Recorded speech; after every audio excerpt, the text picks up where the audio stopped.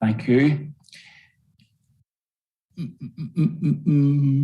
Members, you're very welcome to this hybrid meeting of the Governance, Resources and Strategy Committee.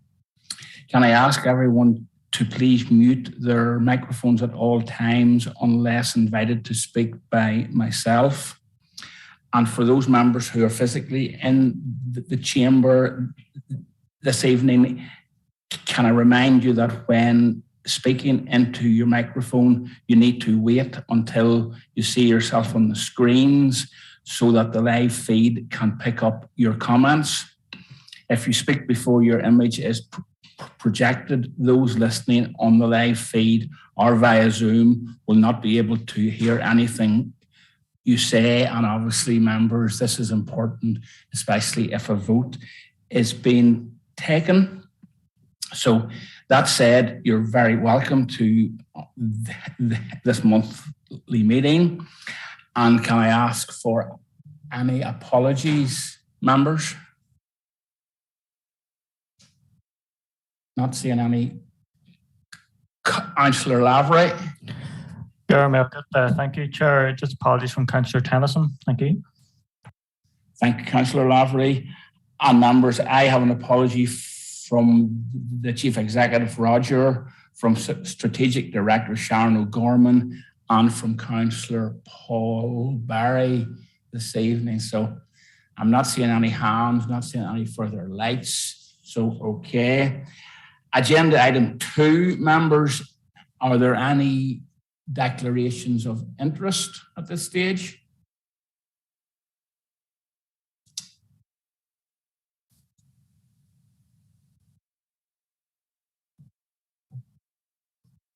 Thank you, Chair. I would just like to indicate I'm a member of the ICBAN board just before the presentation comes. Thank you.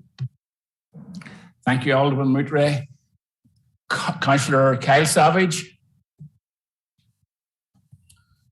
Thank you, Chair. Just similar, I'd like to declare a member of East Border Region. Thank you. Okay, thank you, Councillor Savage. I'm not quite neatly. And Councillor O'Hanlon, you're in late there. Chair, just like Councillor Savage to declare an interest as a member of the East Border Region Members Forum. Okay, thank you, Councillor O'Hanlon. Not seeing any further hands or lights in the chamber. So that brings us on very nicely to agenda item number 3, and that's a presentation from East Border Region. And members, I will say just at this particular stage that I'm a member of the board of East Border Region, and tonight I will be acting in my role as chair of this committee to both facilitate the discussion and the presentation from EBR, but I will not be taking part in any decision or vote on any matter should it arise during the discussion. And this declaration of interest also applies to agenda item 8.1. So that housekeeping having been said, members, we'll move on and we'll welcome Pamela Arthurs and Dat Hughes from East Border Region to give the presentation. We have quite a full agenda this evening, members, so we are going to attempt to keep the presentations to 10 to 12 minutes each, and then questions, something similar. So that's our aim. So we'll see how we go. So you're very welcome, Pamela. You're very welcome, Dak, and the floor is yours.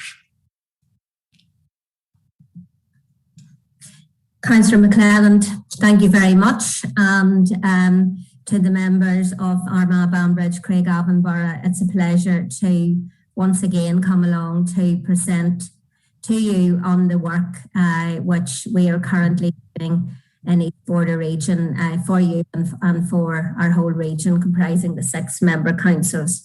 As Councillor McClendon said, I'm here this evening as Chief Executive, and Dec Hughes is our Programme Manager, who's also with us.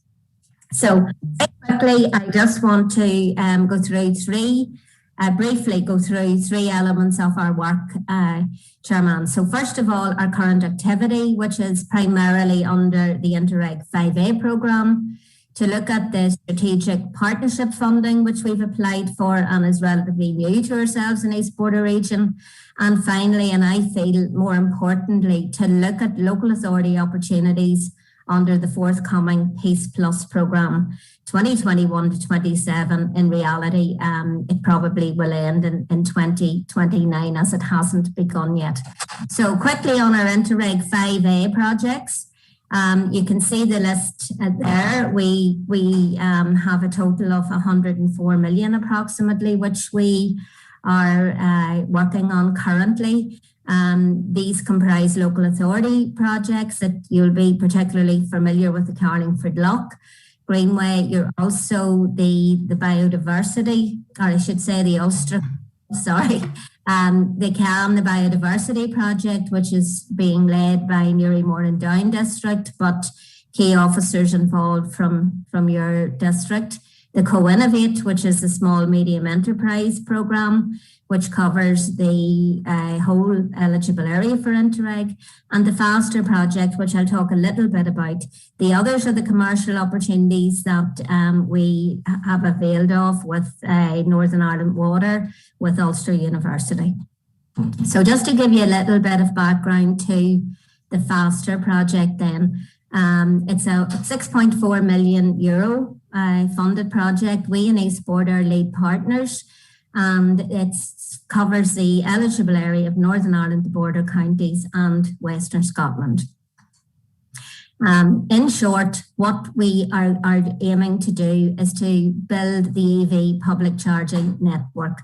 A target value of 73 rapid chargers will be installed. And just to say, the rapid chargers, approximately 20 minutes should charge your car. So it is a game changer really in comparison to the slower chargers. And what part of this project is also, public engagement to raise awareness, the campaigns encouraging the switch to electric vehicles, and also website and app development. We launched the project on the 9th of September, which is World EV Day, and we launched it there in Armagh City Hotel. This was a hybrid event. We had 45 attendees there, about 160 joining remotely, which demonstrates the interest in the project. And the speakers from the three jurisdictions, Northern Ireland, Ireland and Scotland, were represented on the day as well. We also had an EV car display from 4 local dealerships, which was excellent, and approximately 15 different electric vehicles on display. Any further information there, the website has been launched, and you can see there www.fasterevcharge.com. There's just our current chairman, as he said, Chairman Savage, and some of the other elected members who attended, Gina McIntyre, the Chief Executive of the Special EU Programmes body as well. So where are we at the minute? Scotland has 24 sites proposed and they have been agreed. In Northern Ireland, we're looking at 72 sites because sites need to be assessed. It's not every site that will actually be suitable. And in Ireland, there's 79 sites currently being assessed. We've one issue in Northern Ireland. It was actually raised by Belfast City Council, but it's an issue that pertains across the Northern Ireland councils, which is the legacy. They are actually DRD car parks, which were handed over to councils in, I think it was 1996. But there's a difficulty, in 2016, there's a difficulty there, which means that you cannot charge for anything other than car parking on those sites. It's an issue that can be resolved and will be resolved. The difficulty for us is if it can be within the time frame of the project. So therefore, the Northern Ireland councils are revisiting their sites and proposing others so that we have that as you know, a contingency if the other doesn't move forward quickly enough. There you can see, I mean, this, you maybe have this presentation already, members, and if not, it will be sent out to you. But just there's the map. You can see the blue dots are the proposed sites. The yellow dots are the rapid chargers.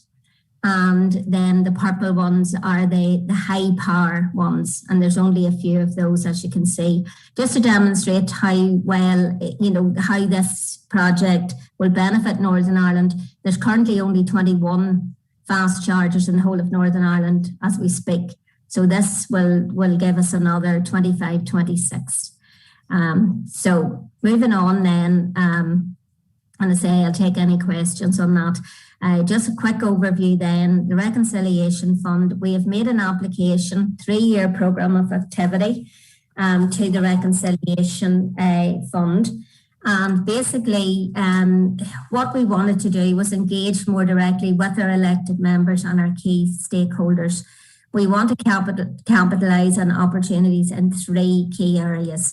So in terms of cross-border challenges, we're also wanting to look, you know, we've always been a north-south organisation, but also to look east-west as well now. You know, recent events with Brexit, for example, and have highlighted the need to establish more British-Irish linkages and explore opportunities for further collaboration.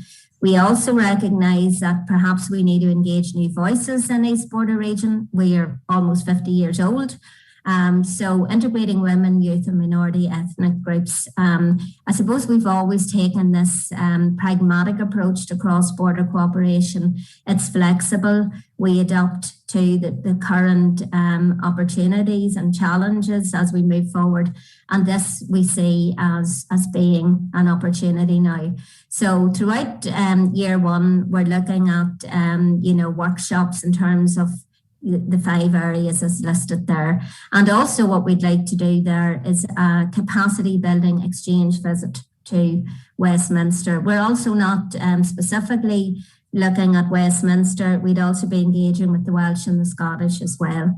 And in year 2, something similar, a midterm conference saying at the end of that year. And in year 3, again, I take questions, members, I'm just moving on. Something similar, and then our showcase of the project in December 24, and hopefully an action plan moving forward. It's a competitive process. We have applied for just over €138,000, but the project has been shortlisted, and hopefully before the end of this year, we will hear if we have been successful. Just in case we haven't, we've also put a supplementary application in for 1 year's activity. So hopefully that will be successful and will move us in a you know, slightly different direction alongside all of the work that we currently do.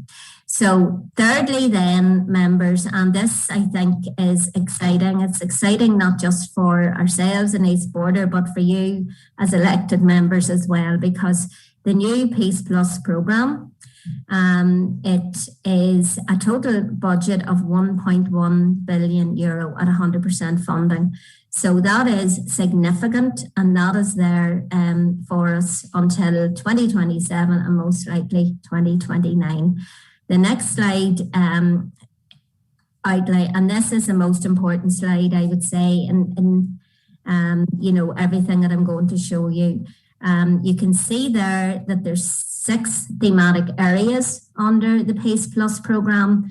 And just to put it into perspective, if you look at theme 1 there, building the peaceful and thriving communities, 250 million in that theme. Underneath are the 4 areas. Now the first 1.1, that's the peace action plans, the peace as you know it, and that the 11 local authorities in Northern Ireland all have. That's just 110 million. So that's a drop in the ocean, really, of this whole programme of 1.1 billion.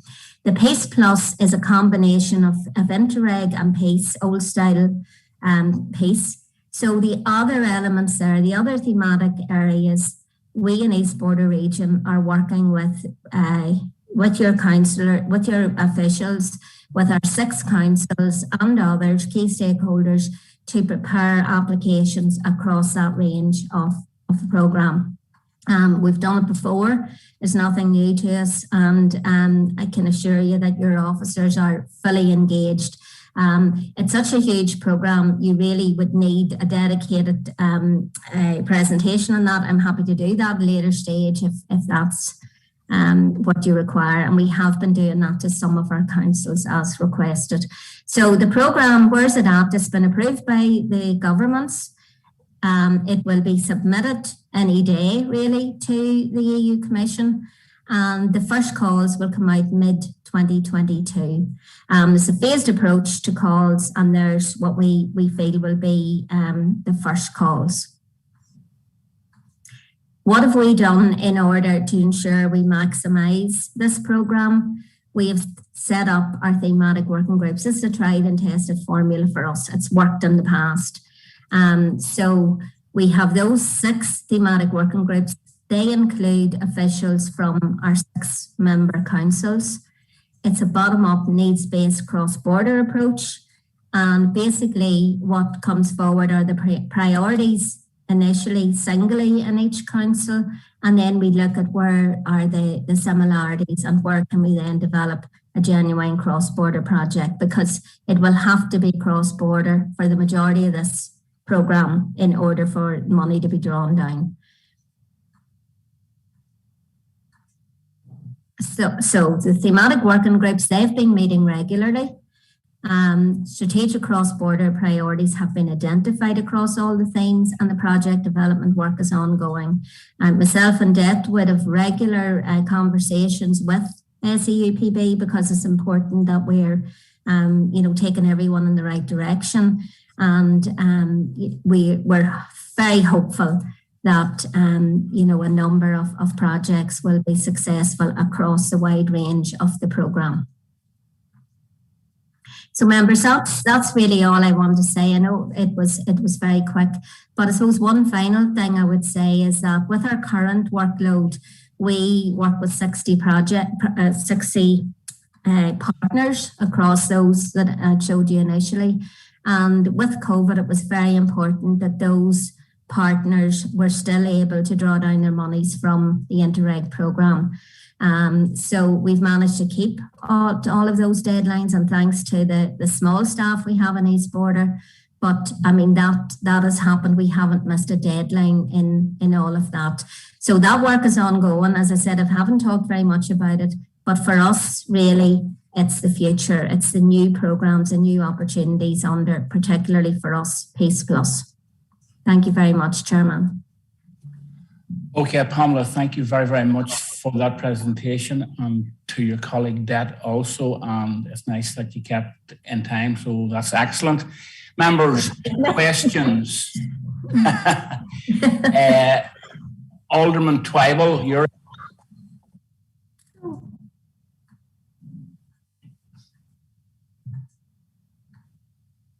Thank you very much, Mr. Chairman. And really just to say, as a past member of East Border Region, it's good to see Pamela again, and know that Det is behind the scenes as well there. Absolutely. And it's good to see the progress and the work that's being done in the East Border context. So just wanted to ask about the electric charging points and the number of points that are going to be available, hopefully, on this charge or under this this expenditure. I mean, it is the way of the future. None of us can ignore that, I think. But there's a map there showing on the 11 dots where, or the yellow dots where they are, all of these points. And you would need to know, if you're out in a car and you're getting low on your charge, you would need to know where the next place is. So there's got to be a lot of publicity about this. There's got to be a lot of mapping. And I think we would need an awful lot more than 72. So it's a start, but I can't see it being an immediate answer. So just a comment. Thank you. Yeah. Well, okay, Alderman Craigavon, Pamela. Yeah, it's good to see you as well. It's a pity it's not in real life, but anyway, hopefully soon. Yes, the interesting thing, and for us in East Border, we're not experts in electric vehicles. You know, we facilitated this partnership. We have the right people involved. But the interesting thing is that range anxiety, as you've just said, there is a big issue. But the majority of cars now have a range capacity of maybe 250 to 300 miles in one charge, which you'll probably do at home. So, you know, the reliance on the public chargers aren't as high as maybe, you know, we think. Yes, they're important, but I mean, the cars now have that, you know, 250 to 300 miles that really, quite honestly, between you leaving your house in the morning and coming home, the majority of people will not need to charge when they're out and about, unless you're going those long distances. But absolutely, in Northern Ireland, the infrastructure is poor. A lot of it at times doesn't work. We've been hearing that. But so we do need to upgrade it. But, you know, that and the affordability as well of the cars are an issue for many people. But again, that is starting to have a second-hand market now, for example. Okay, Pamela, thank you. Alderman Twybe, are you happy with that? Okay. Next up, Councillor O'Hanlon. Thank you, Chair. Yeah, thank you, Chair. And thanks, Pamela and Det, for the presentation. As always, it's one presentation that we know whenever it comes in. There's a list of achievables that you've achieved during the previous year. So it's always good to hear the progress. I know Councillor Twybe raised the stuff about the electric charging points.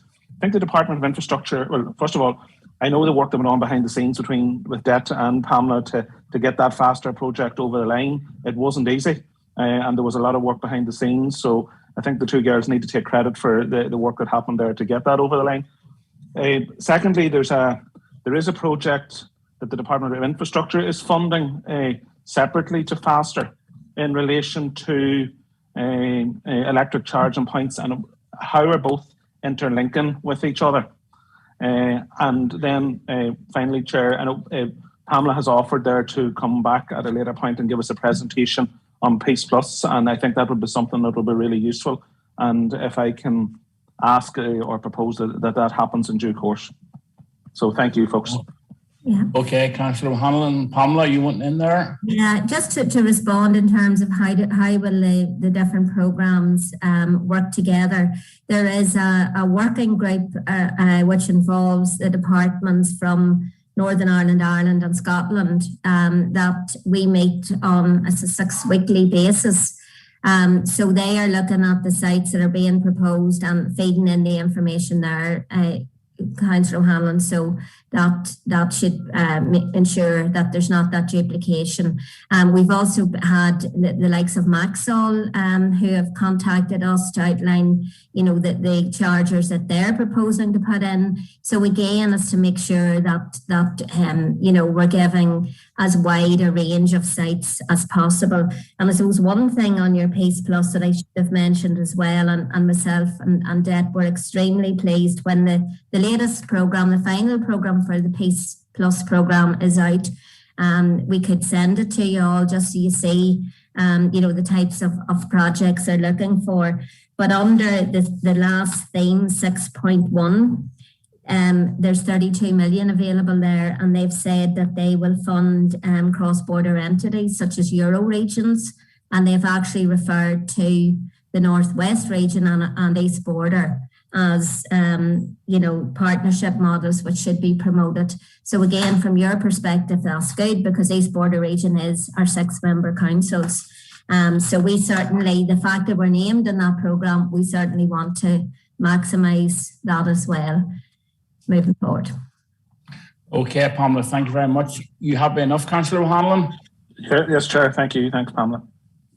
No problem. Up next, Councillor Lavery. Thank you, Chair, and thank you, Pamela. It's just on the topic of EV chargers again. They're getting a lot of discussion here tonight. I know that they mentioned about approximately 70 for Northern Ireland have been bid for, and in terms of the amount we received, did you say there was about 24, 25, Pamela, would sort of be looking at? Yeah, for Northern Ireland? We have approximately 25 in total.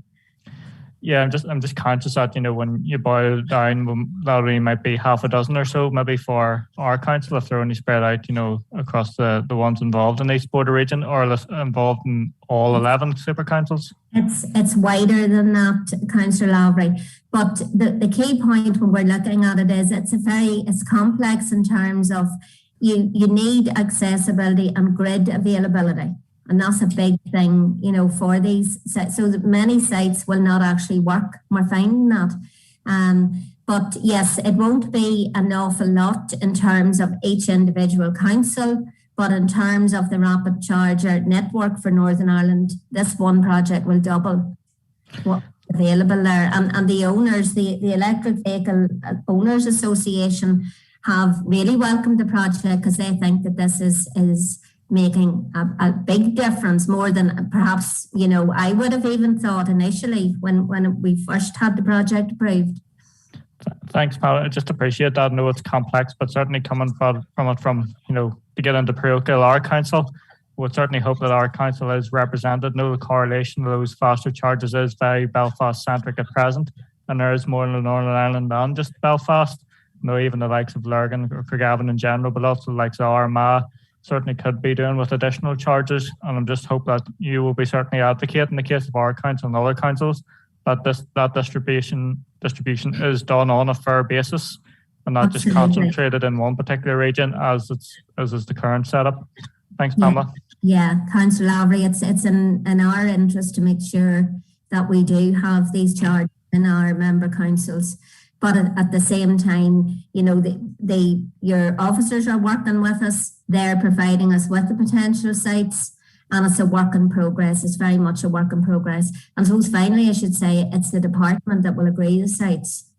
You know, they have to agree where they go after we've identified them as well. So that's important. But very much that's in our agenda as well, that the more we have in our member councils, the better.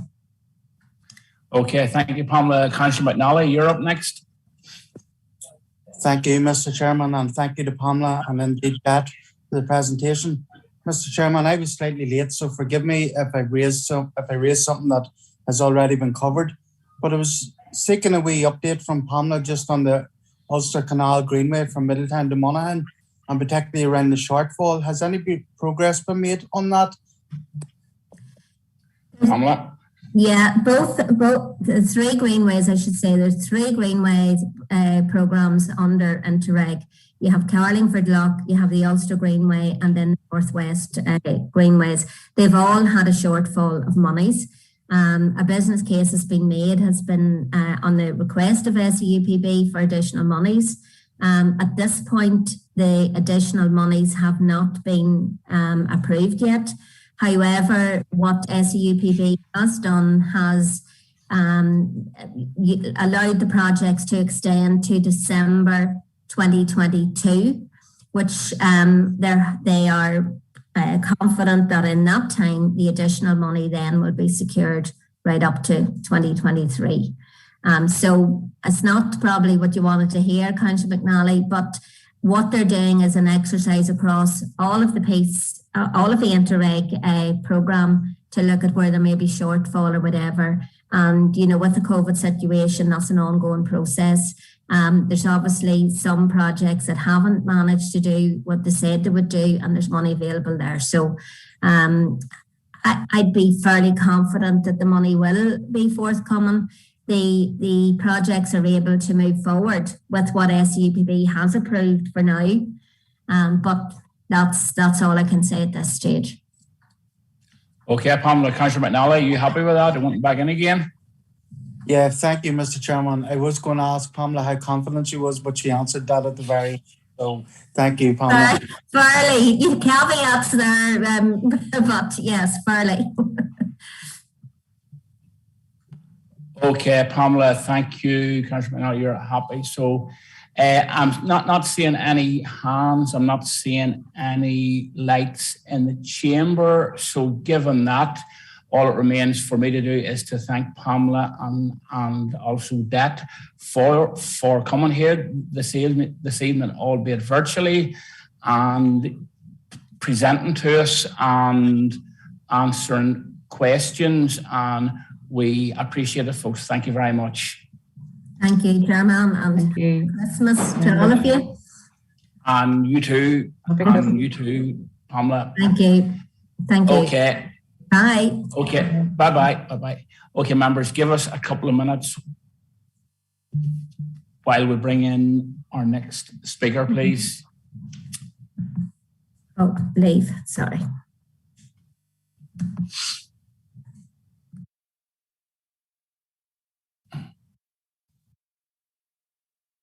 Good evening. Okay, members. Agenda item 4, which is a presentation from ICBAN, and we welcome Mr. Shane Campbell. Shane, you're very welcome this evening. And I guess just like the previous presentation, we have a full agenda this evening, so we're trying to keep it to 10, 12 minutes for the presentation, and then questions of a similar nature after that. So if you can keep that in mind. We've made a good start this evening, so let's keep it going. Shane, you're very welcome. The floor is yours. Of course, Chair. Yes, I'll keep my to time the best I can. Just bear with me one moment. I'll share the presentation.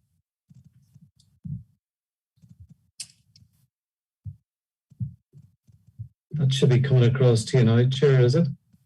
Yeah. It's on the screen here. Yeah, it is indeed. Chairman, thanks very much for your welcome. Good evening to the members and the officers.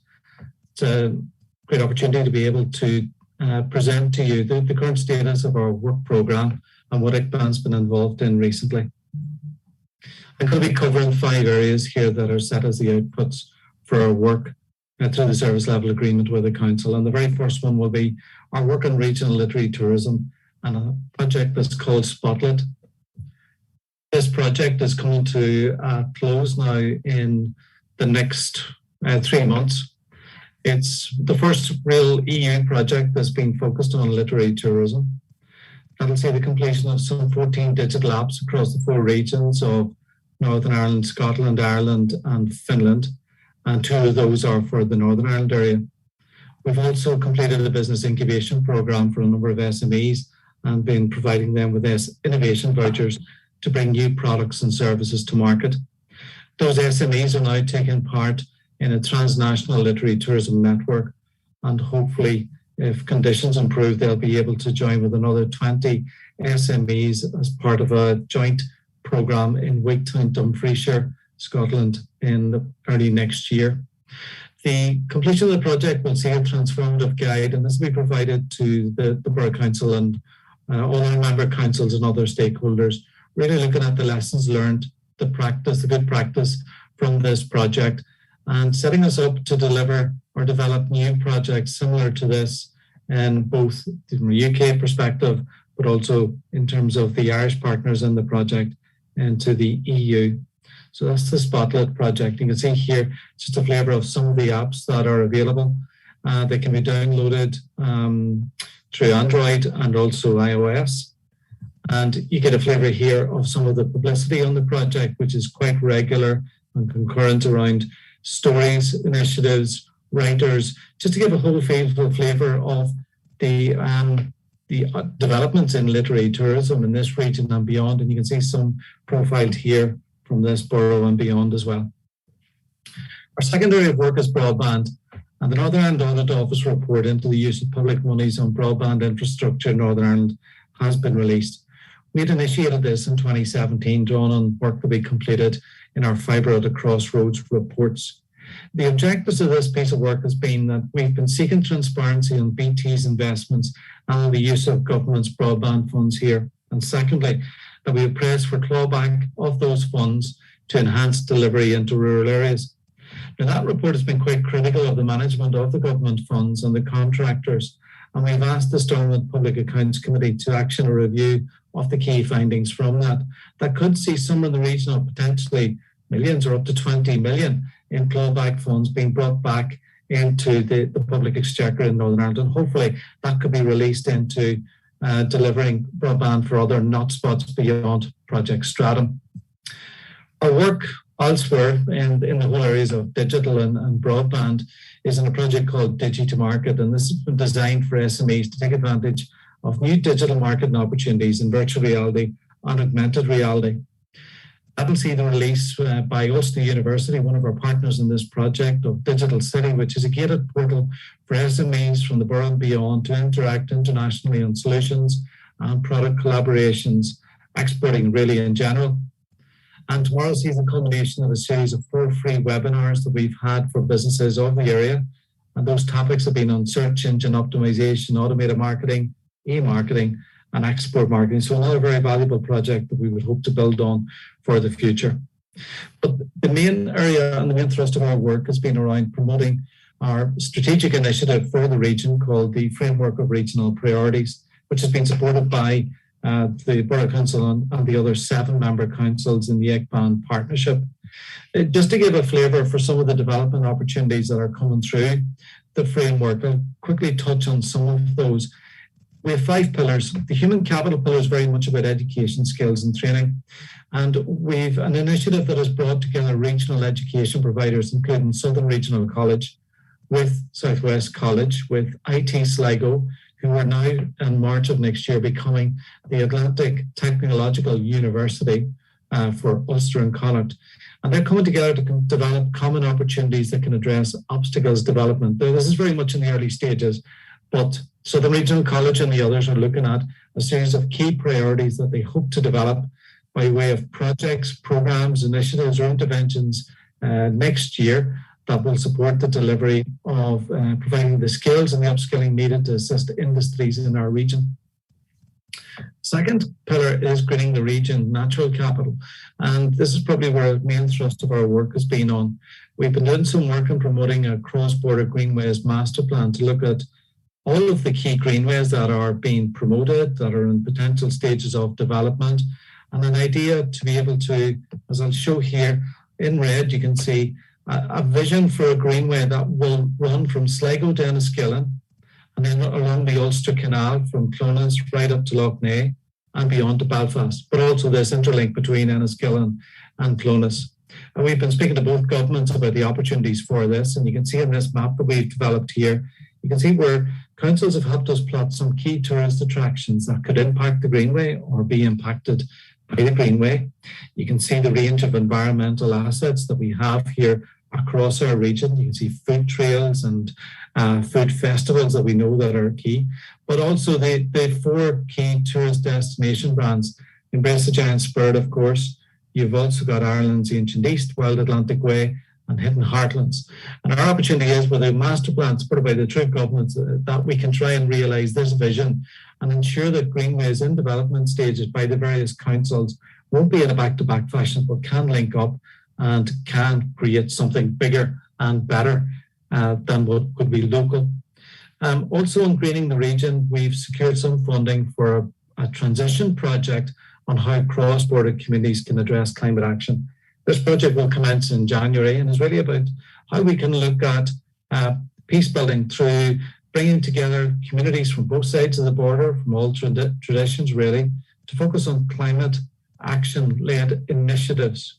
So that's quite an interesting project. So it's not a sum of funding, but we hope that it could realise something bigger and of greater scale in the region at a later stage. On infrastructure and connectivity, we've been promoting the wider vision for the Ulster Canal from the Erne system to Lough Neagh.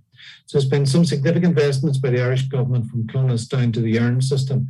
And what we're trying to promote is that renewed idea of the canal from Clones up to Lough Neagh, something that we would hope to write to the council about in the near future to involve the other councils of the area in being able to promote this now to the two governments. It's been a number of years since the wider vision has been promoted. We feel it's quite an opportunity to be able to look at this as a strategic project for the future. On livable communities, we're developing a number of project opportunities that can help rejuvenate border towns and villages. And on economic development, we produced a food tourism paper that has looked at the food trails, food festivals in the area.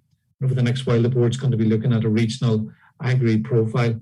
Our work on the framework is very much about promoting the borough and its relationship to the other 7 local authority members of the ECBAN partnership, and what our region has by way of its strengths, assets and opportunities.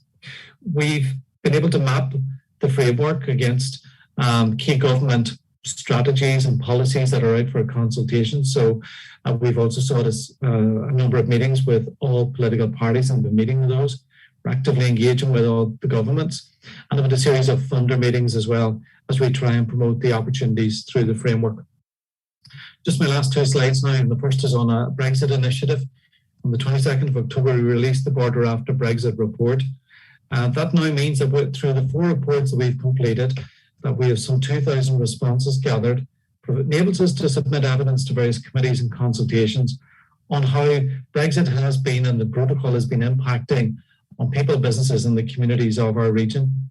In the earlier part of this year, we had a temperature gauge blog series, which was enabling us to keep track of media developments and to be able to if you like, review those and put those out to the public, elected representatives and others in a single form, in a single blog.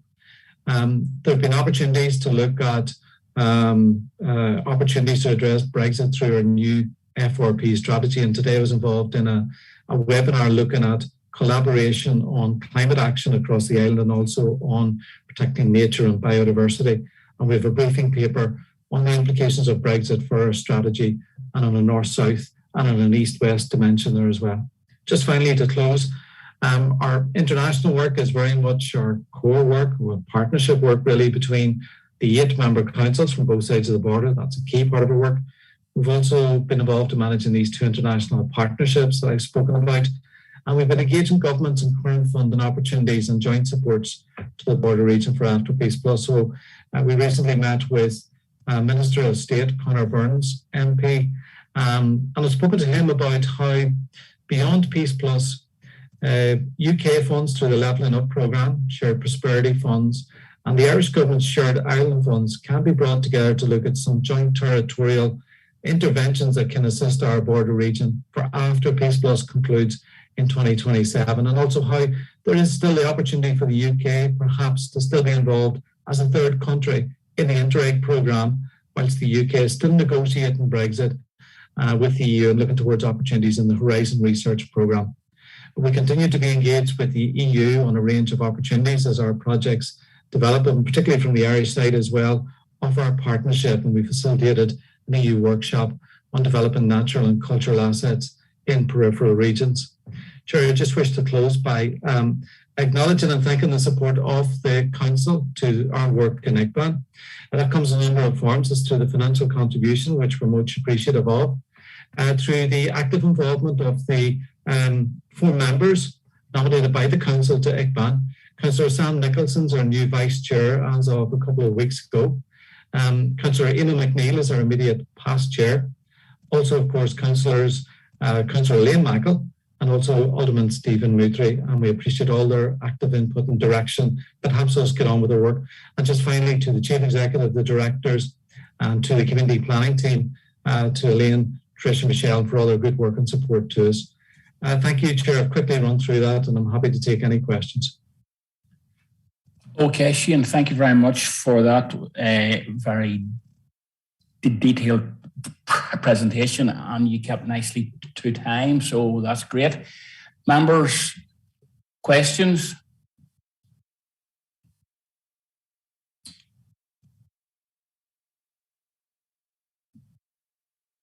No. Councillor Lavery. Not really a question, but I didn't want to leave Shane hanging after doing that presentation. Just to thank Shane and the team for all the work they've done, and to thank Councillor McNeil on his outgoing role, and to wish Councillor Nicholson well as an incoming role as Vice Chair. Thank you, Chair. Okay, thank you, Councillor Lavery. Councillor Kyle Savage, you're up next. Thank you, Chair. Shane, thanks very much for your presentation there. And I suppose the main thing in these networks, and speaking as East Border region myself, is that continued working alongside each other and to draw down as much funding as possible. You mentioned our east-west linkages there that you're working on as well. And I know we have been working on that over this last year or so. So it will be, perhaps there needs to be a conversation had there between yourself and Pamela to ensure there's no duplication going on there. And that needs to be done. And again, it's the value of, I always like to see in a presentation, the value of the projects. You know, the East Border region, they have 104 million and 60 partners working currently there and that. So it's always good to see that in the presentation. But thank you very much. And I wish you well for the future. Thank you, Shane. Thank you. Okay, Shane. Shane, do you want to respond there? Chair, to say that we very much welcome the opportunity to always engage with East Border region. And then to the west of us, or the northwest of us, we've got the Northwest Strategic Partnership Board. We're similar organisations, that not many of us that's involved in this cross-border partnership sphere. We can learn from each other and we can support each other. There's a lot that we can learn from East Border region and the Northwest, and we very much appreciate those linkages. Our work really does come to the fore when we look towards funding opportunities, and we're able to use that critical mass of the border region. That will be seen through the Peace Plus programme. You're looking at over 1.1 billion coming into that. You're looking at $1 billion in the Shared Island funds as well, and also the opportunities through the UK's Shared Prosperity Fund. And the more that we can do to work with East Border and Northwest to really punch our weight for the border region, the better. And we welcome that opportunity, Kyle, to be able to engage with yourself, Pamela, and the team in East Border at any stage. Just ask, and Iqbal will be there. That's great. Thank you, Shane. Okay, Shane. Thank you, Chair. Okay, thank you, Councillor Savage. Members, I'm not seeing any hands or any lights at this stage, so I think we'll draw this to a conclusion. Shane, can I thank you again so much for coming this evening, for giving the presentation and for answering the questions. I think you perhaps got away a bit on the light side maybe, but that's never a bad thing. But just very many thanks, appreciate it, and I wish you a good evening. Thank you, Chair, and the same to yourselves. All the best. Thank you. Thanks. Take care.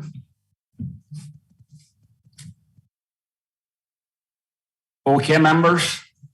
Agenda item number 5 is a report from the Head of Strategy and Performance, and it's Martina McNulty to present. Martina, over to you. Thank you, Chair. Good evening, members and colleagues. Yes, Chair, item 5.1, it is a decision item, but it's the quarterly policy screening report, and members will see within the appendix that this quarter there are 4 reports included, and as usual then we need consent just from members to issue the policy screening report to our Equality Consultees, which includes Equality Commission, and place on the Council's website. Thank you, Chair. Okay, Martina, thank you for that. So members, we're on a decision item, number 5.1. Can I have a proposer, please? Alderman Moutray. Can I have a seconder? Alderman Twybull. Members, you've heard it proposed and seconded. Everyone in agreement? Getting nodding heads. Yep. Agreed. Move on. Item 5.2. Over to you, Martina. Thank you. I think actually in the papers it says 5.3, but we'll not worry about that. Just at the start there, I was beginning to worry. I thought there was something missing, but yeah, it is 5.2. That's fine. So this is the consultation documents from external organisations, Chair. Again, it's a decision item, and the details of the external consultations and our proposed method of dealing with those is attached within the appendix. Happy to take any questions on that, Chair. or to refer those to any of the departments that are going to take action in relation to those consultations. Thank you. Okay, Martina, thank you very much for that. Councillor Lavery, you have your hand up. Thank you, Chair. We just have one slight amendment. It's in relation to the first one on the list there, free products, period products, free provision bill. I know in our response it says for noting, but I think we should maybe send a favourable response to that consultation. I know the free provision of period products is something that we've trialled out or currently trialling out in a couple of our leisure facilities, and it's going well. So I think we should, give our support for this bill as an organisation. So we'd propose, the report with that slight amendment that we, do provide a positive response, indicating our support. And I suppose maybe it's just on that topic because I know Councillor McKinstry and Councillor Tennyson and others have spoke on it. Whether there is a report coming back with regards to how the trial has overall performed, and I know there was talk of the possible expansion to other council facilities. So I wonder if that's sort of coming down the line, if officers are aware of it. But certainly, I'd just like to propose the report with that slight amendment for that response there, Chair. Thank you. Okay, Councillor Lavery, thank you for that. Before I bring Martina back, Councillor Flaherty, you're...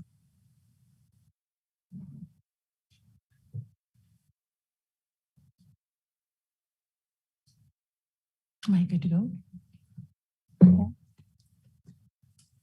Yeah, sorry, Chair. Thanks for letting me in. Sorry, Martina. Yes, just actually very similar, and I'm happy to second, if it's necessary, the proposal of Councillor Lavery, because the two notes that I had were along the same lines, primarily, because yes, there has been a pilot scheme running in SLLC. I've lost the timeline in my head. I have to apologise, but I'm sure Martina will fill us in on how long that is actually in play. I know the centre's open a year, but the discussions that my colleague, Councillor McKinstry, and I had with officers previous to that were actually for a rollout in council facilities. So, and the pilot came as, I know we understand, things were held up and changed slightly with the COVID pandemic that befell us just as the places were opening. But yes, I agree with Councillor Lavery. I think a report on that would be very useful. And timelines of when this is proposed to roll out in our facilities, because I know myself, Councillor McKinstry and Councillor Macaulay have been quite active with this, as periods do not stop for pandemics, and we all have boxes and boxes of these things in our house that we're doling out, and happy to assist lots of little charities that are dotted around that are doing similar. And also, just when I get the opportunity, it has been brought to our attention, and I'm sure a lot of people have seen the PR, that only 20% of schools have signed up for this. So I think it's very, very important that we, as a council who are promoting this ourselves in our buildings, promote this amongst our schools. Some of us individually are. So I think it's really important to encourage people to take part in this survey. And as Councillor Lavery says, a positive response to this will be very welcome. Thank you, Chair. Okay, thank you, Councillor Flaherty. Martina, I'll bring you back in. Thank you, Chair, and thank you, members, for your feedback. Yes, certainly that's something that I can speak to the relevant department in relation to, and I think probably there'll be a report in relation to the rollout of that scheme, maybe through the Community Services Department, Service Committee. In due course, I'll speak to the relevant officers in relation to that and make sure that there's something brought back for you, members. Thank you, Chair. Okay, Martina, thank you very much. We're on item 5.2, members. It is a decision item. You've heard it proposed by Councillor Lavery and seconded by Councillor Flaherty. Are we all in agreement on this one, members? Yep, agreed. Thank you. Moving on, members, agenda item 6, which is a report from the senior solicitor, and it's a decision item, item 6.1, and it's Anne McGeown to present. Very welcome, Anne. The floor is yours. Thank you, Chair. Good evening, members. Members, the Coronavirus Act 2020 was implemented to ensure the business of government, including the administration of the justice system through the pandemic. It provided that legal proceedings could be conducted via live links if the judiciary determined it in the best interests of justice. The arrangements are set to expire on the 25th of March 2022. The measures have shown demonstrable benefits to court participants. There's reduced footfall through the court buildings, and there's more effective use of court time, reducing waiting and travelling times, as well as the cost for many participants in having to physically attend court. This consultation was issued by the Department of Justice to ascertain views on the Department's proposal to utilise the power in the legislation to extend the expiry date of the Act's provisions. The Department estimates there may be a need for at least 3 6-month extensions. Council officers have responded, indicating that provisions for remote hearings should be extended beyond March 2022 and are interested in them being made permanent. Council officers also included in the response some comments of our own experience in attending courts via live link during the pandemic and indicated that a hybrid approach would be preferable. The response to the consultation was required by the 26th of November 21, and in order to comply with the timescale, the officer response was submitted with clarification that it was an officer response. So the decision we'd ask of members tonight is that members retrospectively approve the officer response to, members retrospectively approve the officer response to the Department consultation on extending the provisions within Section 27 of the Coronavirus Act 2020.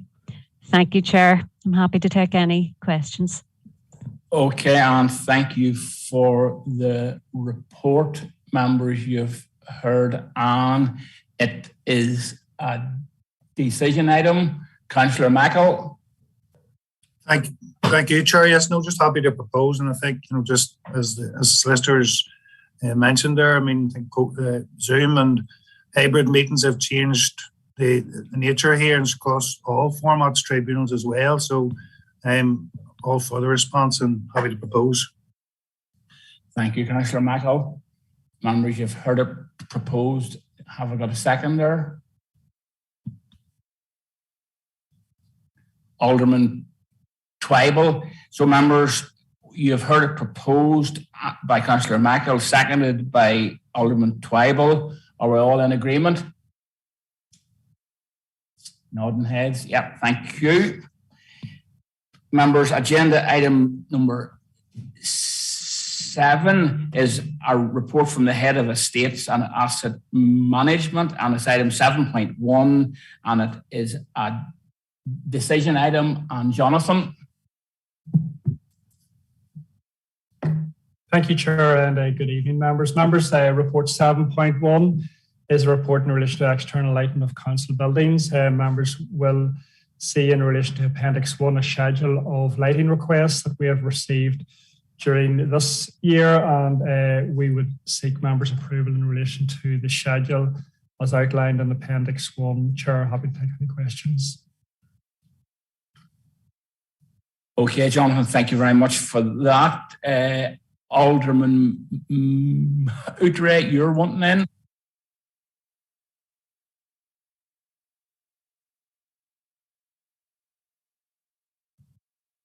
Thank you, Chair. I'm not for a second intending to oppose this, but next year it's projected that we'll have the lighting up of the Civic Centre or the council buildings on 44 occasions. Does there not come a point in time when this means very little? Because as the general public drive round past the buildings, I really don't think that too many of them are going to understand what the buildings lit up for on these occasions. I think it's just getting to crazy heights, but content to let it go. Okay, Alderman Mitre, thank you for that. And I do have a degree of sympathy for what you've said. Are you wanting in, Jonathan? No. So members, Councillor O'Hanlon. Chair, I think was it already proposed by Councillor? Was it already proposed? No. I wouldn't go as far as that. No, look, I propose. Councillor O'Hanlon. Chair, I'm happy to propose, though the irony is someone who was just speaking was looking at the building lit up for longer than one night there not that so long ago. Thank you, Councillor O'Hanlon. Councillor Lavery, you're in next. Thank you, Chair. I'm content to second. Again, I know various charities and things use the light and switch ons as part of their, press campaigns to get them some publicity.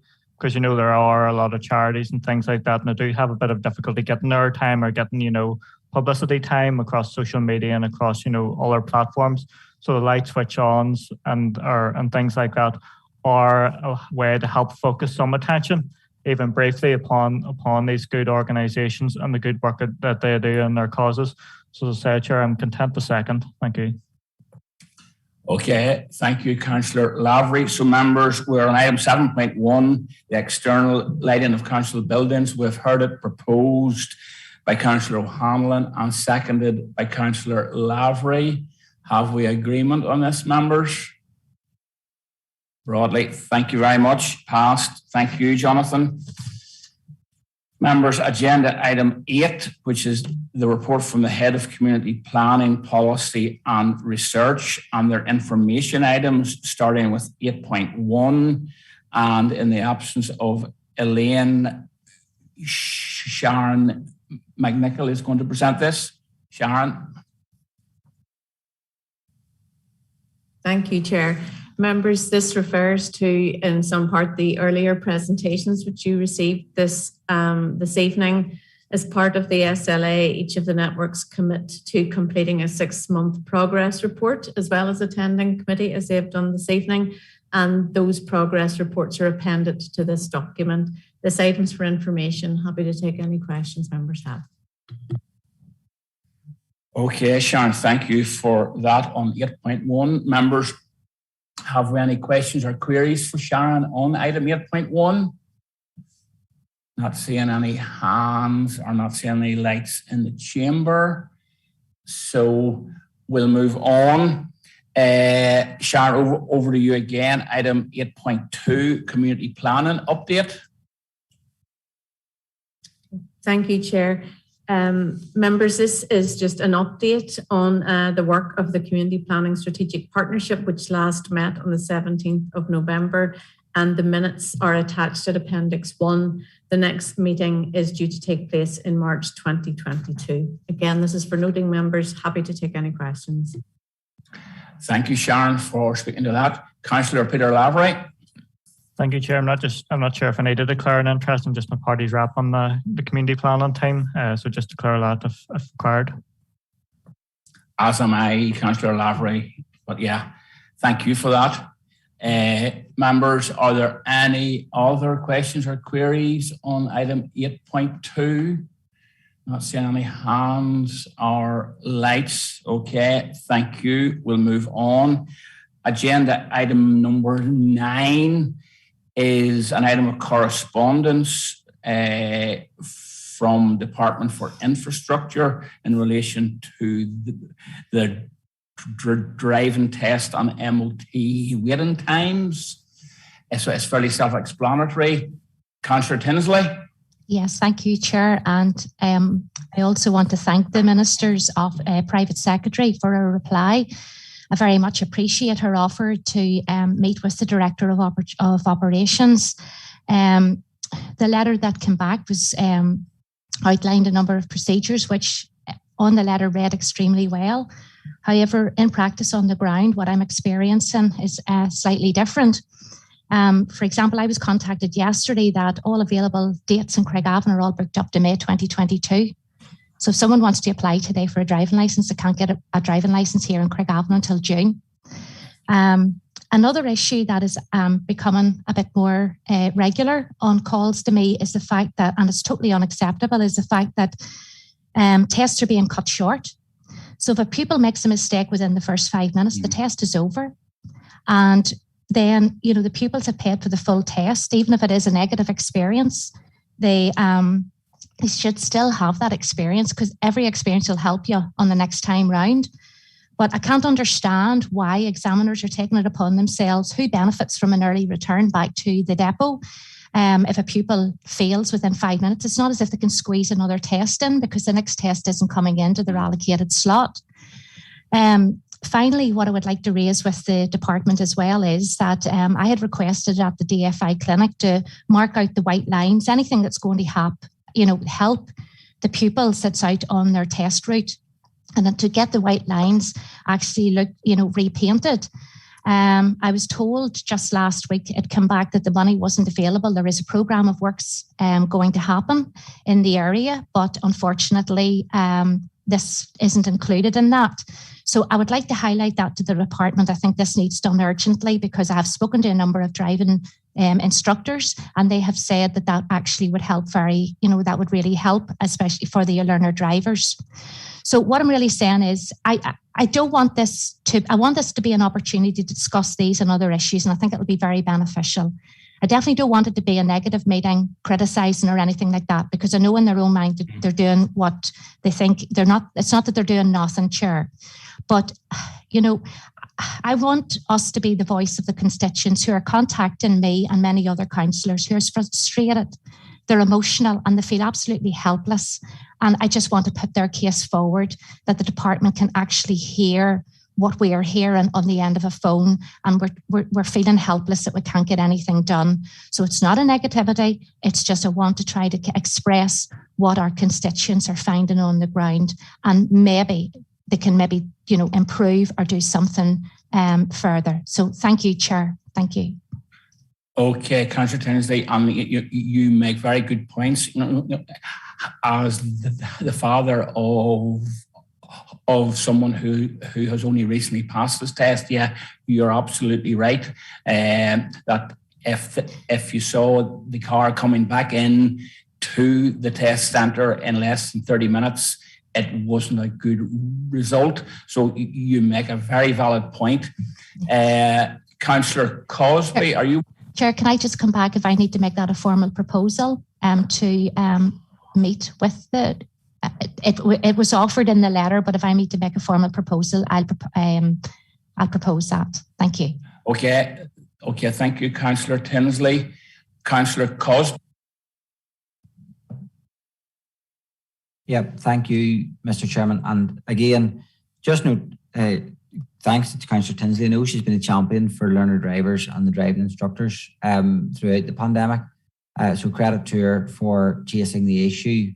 And I have to say, I have been in contact with a number of learner drivers and their instructors, 3 or 4 learner drivers over the last month or two, and a couple of instructors who are really crying out to get some more progress with, getting access to driving tests. And it is taking an enormous length of time to get through the testing for these mostly young people. And the frustrating thing is, what is also happening then is that these young people are not just spending their money on their tests, but they're then having to continue, if they fail the test, not only have to go through the same expense on that, but they've got to continue to take their lessons until they can get another test.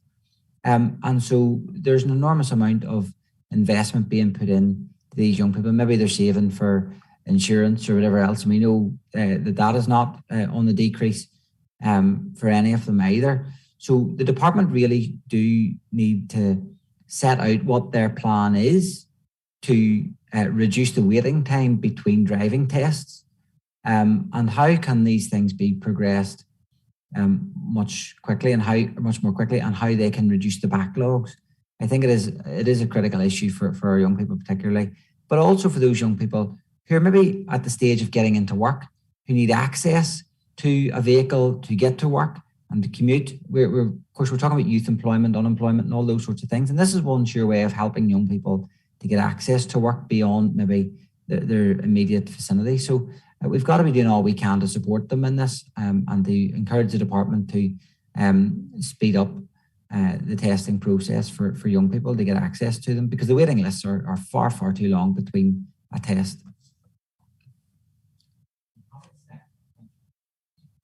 Okay, Councillor Cosby, thank you very much. And I think at this stage, the other important thing to mention on the whole MOT waiting times, I mean, I'm told that there is perhaps a 2 or a 3 month waiting time from an application to you get a test. Now, there's potentially huge road safety issues there in terms of vehicle condition and so on. So these are equally important issues. So members, we have a proposal from Councillor Tinsley, seconded by Councillor Cosby, that we asked the department for a meeting on these issues.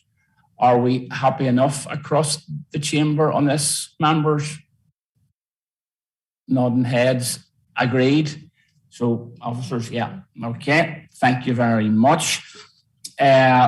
Members, at this stage, I need to seek a proposer to go into confidential. Alderman Mudray, a seconder, Alderman Twyble.